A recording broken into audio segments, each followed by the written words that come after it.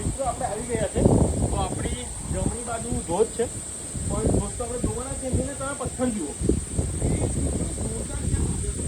નીચે આખો પથ્થરથી નીચે કેવી રીતે ઉપર જે પાણી પહોંચે છે આખું નીચે કોરું કટ છે અને ત્યાં પથ્થરની ઉપર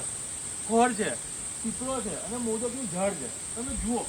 આખું મસ્ત રાઉન્ડ શેપ છે મેં ઘણી બધી જગ્યાએ ફર્યો છું પણ આવું પથ્થર તો યાર ફર્સ્ટ ટાઈમ જ જોવું છે ને કેટલો મોટો પથ્થર છે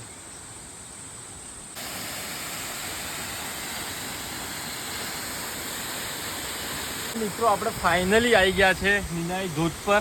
અહીંયા નીચે નાની ગુફા જેવું છે ત્યાં નિનાઈ માતાનું મંદિર છે અને એની બાજુમાં છે ધોધ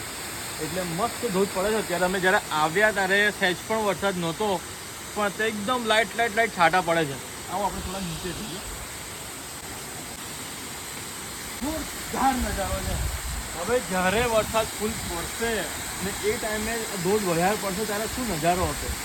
મસ્ત ધોધ પડે છે અત્યારે અને પાણી એકદમ દૂધ જેવું ચોખ્ખું લાગે છે પાણી પણ અહીંયા ઊંડું બહુ છે મિત્રો ઘણા બધા લોકો અહીંયા પ્રોબ્લેમ થાય છે એટલે તમારે થોડું ચેતવાનું પાણીને ટચ નહીં કરવાનું ગવર્મેન્ટની ગાઈડલાઇન્સ પ્રમાણે તો મિત્રો આ તમે વોટરફોલ જોયો હવે આ વોટરફોલનું પાણી આમ જાય છે હવે અહીંયા લોકોનું એવું કહેવું છે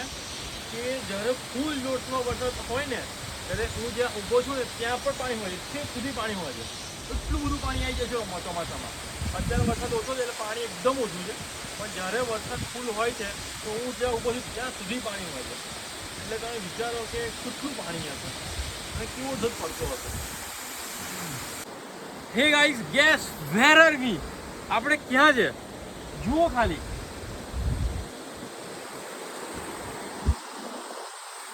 હવે આપણે જે નીચેથી જે વોટરફોલ જોયો ને જ્યાંથી વોટરફોલ પડતો હતો એ આ જગ્યા છે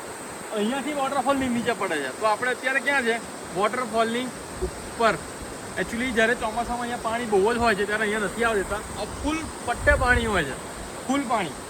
એટલે અત્યારે તો પાણી એકદમ ઓછું છે એટલે અમે અહીંયા આવ્યા છે પરમિશન લઈને અને તમે જુઓ ખાલી જે નીચે આપણે હતા એ જગ્યાના અહીંથી વ્યૂ જુઓ અને જે તમે દેખાય છે ને જેટલા બી પથરાવાળી જગ્યા એ બધા જ પાણી હોય છે ચોમાસામાં એ બધા જ ફૂલ પટ્ટે પાણી